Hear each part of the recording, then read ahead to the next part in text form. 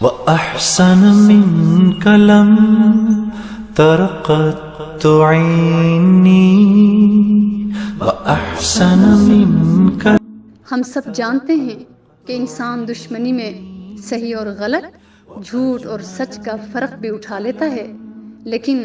اللہ کے محبوب صلی اللہ علیہ وسلم کا کردار اتنا اجلا اور اتنا صاف ستھرا تھا کہ پیارے رسول صلی اللہ علیہ وسلم کے خون کے پیاسوں کو بھی یہ جرت نہ ہوئی کہ وہ نبی کریم صلی اللہ علیہ وسلم کے کردار میں کیڑے نکالتے۔ حضور صلی اللہ علیہ وسلم کے دشمنوں نے یہ تو کہا کہ آپ ساحر ہیں، آپ شاعر ہیں، آپ دیوانے ہیں، آپ ہمارے جیسے انسان ہیں، لیکن وہ یہ نہ کہہ سکے کہ آپ نے کبھی خیانت کی، کبھی کسی کا حق دبایا، کبھی کسی کی طرف غلط نگاہ اٹھائی، کبھی وعدہ خلافی کی،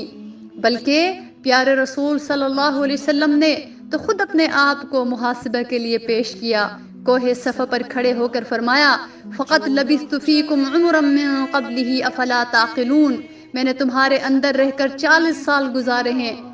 تم نے میرا بچپن دیکھا ہے، تم نے میری جوانی دیکھی ہے،